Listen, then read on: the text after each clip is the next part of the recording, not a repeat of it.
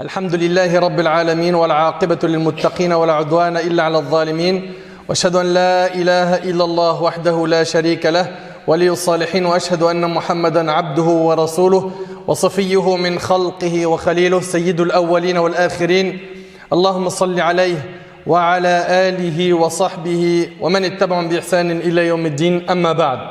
Mes chers frères et sœurs, notre thème aujourd'hui avec l'aide d'Allah Tabarak wa Ta'ala est les souhaits des morts. Les souhaits des morts. Chaque être humain sur terre a des souhaits. Chacun d'entre nous a des souhaits. Lorsqu'on discute avec une personne qui a des revenus modestes ou qui est touchée par la pauvreté et qu'on lui dit « Quel est ton souhait ?» Son souhait, c'est de sortir de cette pauvreté, de goûter à la richesse. Lorsque l'on discute avec une personne touchée par la maladie et qui a été durement éprouvée par sa maladie et qu'on lui demande quel est ton souhait,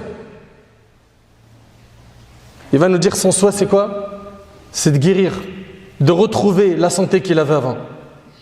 Lorsqu'on discute avec une personne qui est riche, Allah Tabarak wa Ta'ala lui a donné énormément et on lui dit quel est ton souhait? Sachez que son souhait c'est d'avoir plus de richesse.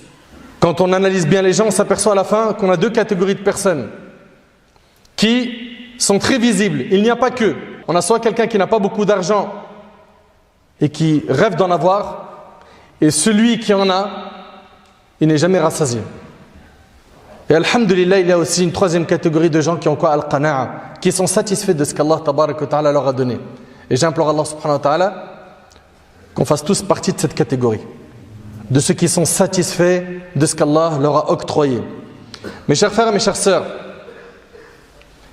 le prophète sallallahu alayhi wa sallam, il nous dit dans le hadith de Jabir qui est rapporté par l'imam Ahmad dans le Musnad, si le fils d'Adam avait toute une vallée de palmiers dattiers, il aurait souhaité avoir autant et autant jusqu'à souhaiter plusieurs vallées. On voit ici que la personne, même si elle est riche, elle en demande encore plus. Et le prophète dans la fin du hadith, il dit, à vrai dire, seule la poussière peut remplir le ventre du fils d'Adam. Ça veut dire quoi?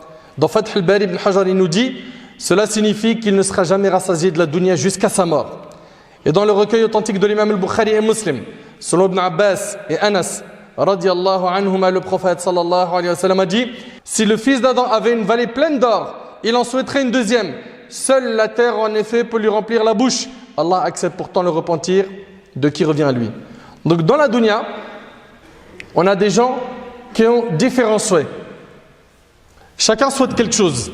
Toute personne qui a un souhait, elle fait le nécessaire pour réaliser ce souhait. Elle met toute son énergie pour réaliser ce souhait. Ça peut être par exemple de vouloir être propriétaire d'une maison ou bien d'acheter une voiture. Les gens, on vous a dit, ils ont des souhaits qui sont différents. Aujourd'hui, là, on va voir une catégorie de gens qui ont des souhaits très particuliers. Savez-vous de qui il s'agit? Il s'agit des morts. Nous allons, Inch'Allah, parcourir quelques versets du livre d'Allah Azza wa Jal et des hadiths du prophète sallallahu alayhi wa sallam afin de voir quels sont les souhaits des morts, de ceux qui nous ont quittés, de ceux qui ne font plus partie de ce monde. Mes chers frères, mes chères sœurs, je vous demande d'être très attentifs, barakallahu fikum. Première catégorie de personnes, c'est le croyant qui a fait des bonnes actions, qui est mort sur al-tawhid. Il a fait des bonnes actions. Lui, lorsqu'il décède et qu'on le porte sur nos épaules pour l'accompagner à sa demeure dernière, à savoir la tombe, vous savez c'est quoi son souhait pendant qu'on est en train de le porter? C'est qu'on se hâte de l'enterrer rapidement. Quand il est porté, son souhait, c'est qu'on l'enterre rapidement. Vous savez pourquoi? Parce qu'il a reçu une bonne annonce au moment où son âme a quitté son corps. Allah Tabarak wa Ta'ala dit Ya ayyatuha nafsul mutma'inna irji'i ila rabbiki radiyatan mardiyah fadkhuli fi ibadi wadkhuli jannati. Ô toi âme apaisée, retourne vers ton Seigneur satisfaite et agréée. Allahumma ij'alna mimman yasma' hadha an-nida. Ô toi âme apaisée, retourne vers ton Seigneur satisfaite et agréée. Entre donc parmi mes serviteurs et entre dans mon paradis. Allahu Akbar. Au moment où son âme sort de son corps, il sait déjà que le Jannah l'attend. Et c'est pour ça qu'il est pressé d'arriver à sa tombe. Il est pressé de goûter aux délices. Dans le hadith d'Abi Saïd al-Khudri, radiyallahu ta'ala anhu, le prophète sallallahu alayhi wa sallam a dit: lorsque la dépouille d'un mort est posée et que les hommes la portent sur leurs épaules, si la personne était pieuse, elle dit: avancez-moi, avancez-moi. Et c'est rapporté par l'imam al-Bukhari. Avancez-moi vers ce qu'Allah m'a préparé comme bienfait et récompense. La personne pieuse quitte la vie d'ici-bas vers ce qui est meilleur, car en effet, lors de sa mort, il a reçu la bonne nouvelle. Et il est dit à son âme: reçois la bonne nouvelle de la miséricorde d'Allah et de sa satisfaction. Ainsi, il est pressé et impatient d'obtenir ce qui lui a été promis. Et lorsqu'il rentre dans sa tombe, il voit sa place au paradis. Allahu Akbar. Il ne souhaite pas à ce moment-là revenir dans la vie d'ici-bas. Non. Vous savez c'est quoi son souhait? C'est que l'heure du jugement sonne. C'est que le jour du jugement ait lieu afin qu'il entre enfin au paradis. D'après Jabir ibn Abdullah radiyallahu anhu wa an jami' as-sahaba, le prophète sallallahu a dit: lorsque le croyant voit la manière dont sa tombe est élargie pour lui, il dit: laissez-moi informer ma famille de la bonne nouvelle. Alors il lui dit: reste ici. Rapporté par Ahmed, et dans une version, celle de Bara ibn Azib radiyallahu anhu, quand il voit ce qu'il y a dans le paradis, donc dans sa tombe, il dit: Seigneur, anticipe l'arrivée de l'heure afin que je retourne vers ma famille et mes biens. Ça, c'est donc le souhait de la personne pieuse. C'est qu'on le précipite vers quoi? Vers sa tombe, pour qu'il puisse goûter à ces délices qui lui ont été promis. Et son souhait, une fois qu'il est dans la tombe, c'est que l'heure sonne, que le jour du jugement arrive. Pourquoi? Pour qu'il puisse entrer au paradis. Qu'Allah nous accorde une bonne fin et qu'Allah fasse qu'on soit de cette catégorie.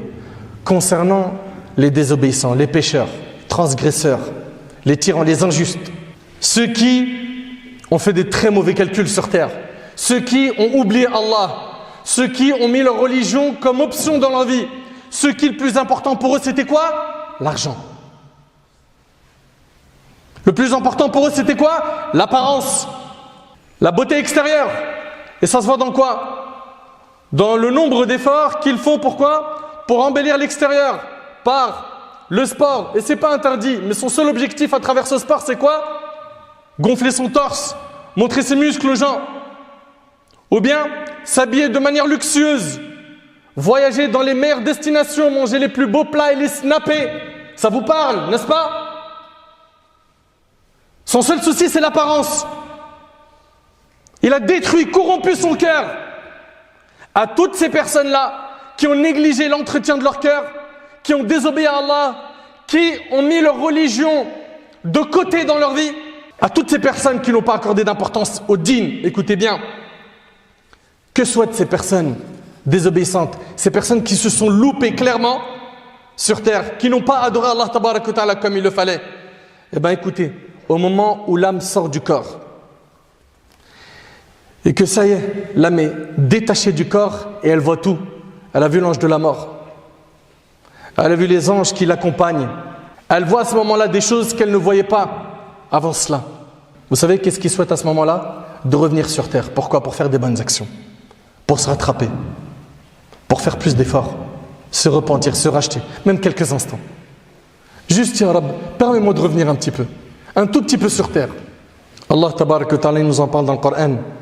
Il nous dit: Hatta idha ja'a ahadahumul maut qala rabbi irji'un la'alli a'malu salihan fima tarakt kalla innaha kalimatun huwa qailuha wa min wara'ihim barzakhun ila yawmi yub'athun. Puis lorsque la mort vient à l'un d'eux, il dit, écoutez bien ce qu'il dit. Il dit: mon Seigneur, fais-moi revenir sur terre afin que je fasse du bien dans ce que je délaissais. Vous croyez que tout ce que je suis en train de vous raconter là, ça va pas se réaliser? Il y a quelqu'un parmi vous qui doute sur ça, vous qui êtes musulmans? C'est dans le Coran. Allah Ta'ala il nous mentionne cela dans le livre Al-Coran. Allah Ta'ala mentionne cela dans le Coran.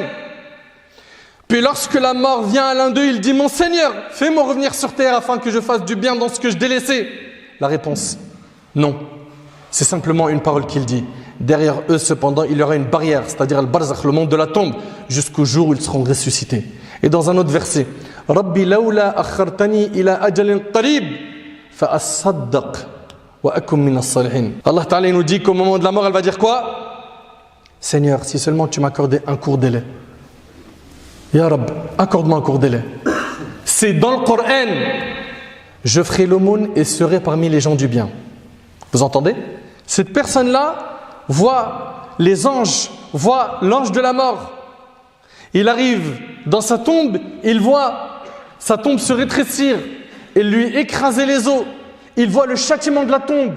Il voit sa place en enfer alors qu'il est dans sa tombe. C'est terrible. Il dira donc, Seigneur, si seulement tu m'accordais un court délai, je ferai l'aumône et serai parmi les gens du bien. Ça y est, cette personne-là réalise quoi? Qu'elle avait un grand bienfait de la part d'Allah et elle a mal utilisé ce bienfait. C'est quoi ce grand bienfait? C'est ta vie, ton temps libre. Tu l'as gâché. Et là, au moment de la mort, il demande quoi? Il demande, donne-moi un court délai. Avec plein de regrets, la tristesse. Si seulement j'avais profité. Voilà les souhaits des morts. Vous entendez ou vous entendez pas? Voilà ce que souhaitent les morts. Ahbab al-Kiram, le prophète sallam dans le hadith d'Abi Sa'id al-Khudri qu'on a évoqué tout à l'heure, à la fin du hadith il dit, et si la personne n'était pas pieuse, elle dit, ô malheur à moi, où m'emmenez-vous? Toute chose entend sa voix sauf les hommes, et s'il l'entendait, il serait foudroyé, rapporté par le Bukhari. Et lorsqu'il rentre dans sa tombe et qu'il voit le châtiment qu'Allah tabarak wa ta'ala lui a prévu, il ne souhaite qu'une seule chose. Vous savez c'est quoi son souhait à ce moment-là? C'est que le jour du jugement n'ait pas lieu. Cela est relaté dans un hadith où il dira, ô mon Seigneur, ne fais pas sonner l'heure de la résurrection. Voilà le souhait de la personne qui s'est loupée dans sa tombe. Qu'est-ce qu'il souhaite à ce moment-là? C'est que le jour du jugement n'arrive pas. Nous sommes, comme vous le savez, dans une terre où nous pouvons aujourd'hui œuvrer. Demain, nous serons sous terre, on ne pourra plus œuvrer. C'est maintenant que tu construis pour demain. C'est maintenant que tu plantes des graines pour pouvoir récolter le fruit de ton travail le jour du jugement. Cette terre, c'est un champ. Ton objectif, c'est de planter des bonnes graines en faisant le bien. Mais malheureusement, il y a des gens qui font n'importe quoi, qui gâchent leur vie, qui détruisent leur vie dans la désobéissance à Allah subhanahu wa ta'ala. Ils seront nombreux le jour du jugement à regretter de ne pas avoir quoi? De ne pas avoir assuré sur terre. Allah tabarak wa ta'ala il dit An taqula nafsun ya hasrata ala ma farrattu fi jambillah. Avant qu'une âme ne dise malheur à moi pour mes manquements envers Allah. Mais vous entendez un petit peu ou pas? Est-ce que les cœurs ils sont sensibles aux paroles d'Allah ou pas? Normalement, ça devrait être le cas. Allah tabarak wa ta'ala il nous dit avant qu'une âme ne dise malheur à moi pour mes manquements envers Allah, car j'ai été certes parmi les railleurs, ou qu'elle ne dise si Allah m'avait guidé, j'aurais été certes parmi les pieux, ou bien qu'elle ne dise en voyant le châtiment, ah s'il y avait pour moi un retour, je serais alors parmi les bienfaisants. Ah si je pouvais faire marche arrière, moi qui vois maintenant le châtiment de la tombe, moi qui vois maintenant ce qui est prévu pour ceux qui désobéissent à Allah. Mais ahbab al-kiram, on est en vie, alhamdulillah. Pensez aux souhaits des morts. À chaque fois que vous êtes devant un péché, toi qui es en train de tourner autour de la fornication, toi qui es audacieux et qui commet des grands péchés et qui les affiche dans les réseaux sociaux, toi qui manges l'argent haram, toi qui es injuste, toi qui voles, mais à chaque fois que tu te retrouves devant un péché, pense aux souhaits des morts. Pense-y. Les morts, leur plus grand souhait, c'est de revenir sur terre et de faire le bien. Toi, tu es en vie. Qu'est-ce que tu fais de ta vie? Décortique chaque instant de ta vie. Est-ce que tu es tout le temps en train de cheminer pour te racheter auprès d'Allah, pour le connaître davantage, pour faire plus d'adoration? Ou est-ce que tu fais partie de ceux qui suivent l'égarement et le faux? Qu'est-ce qu'ils sont nombreux? Les nôtres, nos petits frères et nos petites sœurs, qui se sont égarés, qui savent qu'ils sont dans le haram et qui persistent. Garde en tête, toi, mon frère, ainsi que toi, ma sœur, qui est accro au péché, qu'il est possible que tu meurs sur ce péché. Et quand on meurt sur une chose, on est ressuscité sur cette dernière. T'aimerais être ressuscité comment? Comment? En train de rouler ton joint? T'aimerais être ressuscité comment? En train de vendre? Ou comme l'autre, en train de guetter? T'aimerais être ressuscité comment? Avec du son dans tes AirPods? T'aimerais être ressuscité comment? En train de scroller des photos impudiques sur les réseaux sociaux? En train de regarder du haram? T'aimerais être ressuscité comment? Ibn Kathir, rahmallah, il a dit, quiconque vit sur une chose mourra sur celle-ci. Et celui qui meurt sur une chose sera ressuscité sur cette dernière. Tu vis sur l'obéissance et la droiture, tu mourras sur la droiture. Et tu seras ressuscité sur une bonne action, en train de lire le Coran.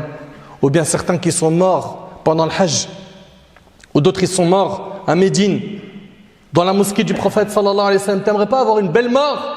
Mais pour avoir une belle mort, ça a un prix. Il faut que dès maintenant tu retrousses tes manches et que tu te repens. Ahbab al-Karam, le mot de la fin, il est très simple. Ressors de cette khutbah avec une phrase. Les souhaits des morts. Les souhaits des morts. J'implore Allah subhanahu wa ta'ala d'adoucir nos cœurs. J'implore Allah subhanahu wa ta'ala de nous pardonner nos